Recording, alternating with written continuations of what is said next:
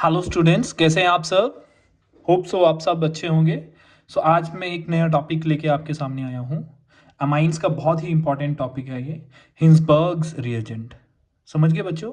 इस रिएजेंट से हम क्या करते हैं, इससे हम प्राइमरी अमाइन, सेकेंडरी अमाइन और टर्शरी अमाइन को डिफ्रेंशिएट या डिस्टिंग्विश या डिटेक्ट करते हैं। समझ गए।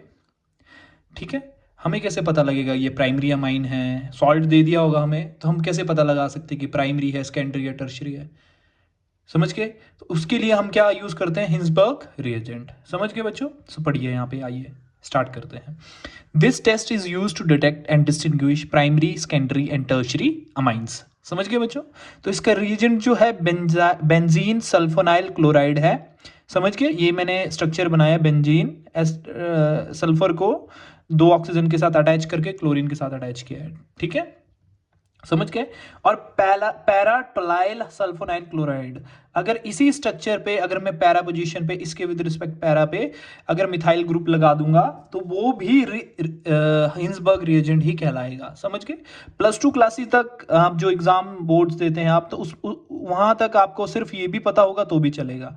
अगर कॉम्पिटिटिव एग्जाम में आप बैठेंगे तो आपको इसका भी पता होना चाहिए कि पैराटोलाइल सल्फोनाइल क्लोराइड भी क्या है बच्चों, एक Hinsberg reagent है।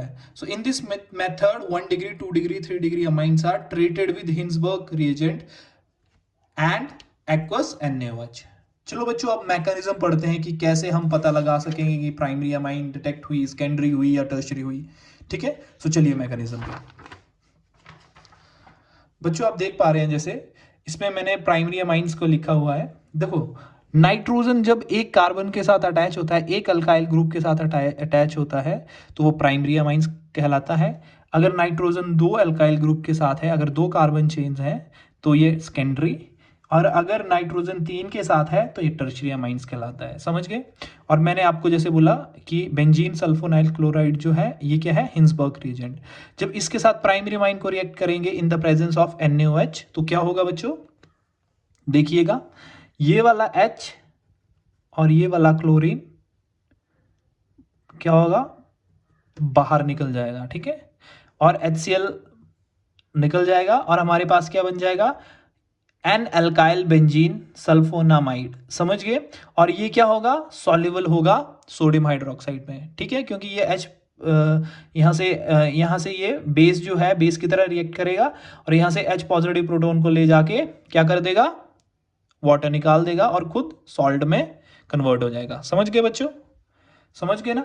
सो सेकेंडरी अमाइंस में देखिए क्या होगा, मतलब ये जो होगा ये सॉल्युबल हो जाएगा सोडियम हाइड्रोक्साइड में। वो मेरा बोलने का मतलब ये है। ठीक है। ठीक है, सोडियम हाइड्रोक्साइड के साथ रिएक्शन कर लेगा। ठीक है। और अब जब हम सेकेंडरी अमाइंस लेंगे और हिंसबर्ग रिएजेंट लेंगे, तो ये भी फिर क्या करेगा, यहां से क्या करेगा, HCl बाहर निकाल देगा। ठीक है। पर यहां पे ऐसा होगा कि बेस को रिएक्ट करने के लिए प्रोटॉन चाहिए। यहां पे तो कोई भी प्रोटॉन नहीं होगा, तो क्या हो जाएगा, ये इनसॉल्युबल हो जाएगा बच्चों, कहाँ, NaOH में। समझ गए, ये नहीं सॉल्युबल होगा। ठीक है, ये इनसॉल्युबल रहेगा। ठीक है। और इसका नाम क्या होगा, NN di alkyl benzene sulfonamide. समझ गए। और जैसे आप टर्शरी अमाइंस देख पा रहे हैं, नाइट्रोजन 3 कार्बन चेन के साथ लगा हुआ है और ये क्या है, ये हिंसबर्ग रिएजेंट है। ठीक है, बेंजीन सल्फोनाइल क्लोराइड। समझ गए। सो ये नो रिएक्शन देगा। क्यों बच्चों, क्योंकि इसके पास तो एक भी हाइड्रोजन नहीं है। ठीक है, अगर हाइड्रोजन नहीं, कोई भी प्रोटॉन नहीं है, तो ये HCl नहीं निकलेगा। ठीक है, अगर ये निकालेगा नहीं तो इसके साथ रिएक्शन नहीं करेगा। ठीक है, इट मींस टर्शरी अमाइन को अगर हमने डिटेक्ट करना है, अगर उसमें हम कोई भी हिंसबर्ग रिएजेंट डालेंगे टर्शरी अमाइन में, तो वो कोई रिएक्शन नहीं देगी। सपोज कीजिए मैंने आपको सॉल्ट दे दिया प्राइमरी, सेकेंडरी और टर्शरी अमाइन का, और सबसे पहले आपने टर्शरी अमाइन का सॉल्ट उठाया और उसमें जल्दी से हिंसबर्ग रिएजेंट डाल दिया, तो आप देखेंगे कि वो कोई भी रिएक्शन नहीं देगा। समझ गए। और अगर आप सेकेंडरी डाल देंगे तो वो रिएक्शन देगा।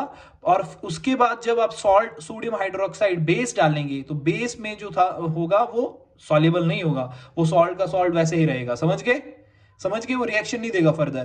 पर प्राइमरी अमाइंस में देखेंगे आप तो वो सॉल्युबल हो जाएगा सोडियम हाइड्रोक्साइड में।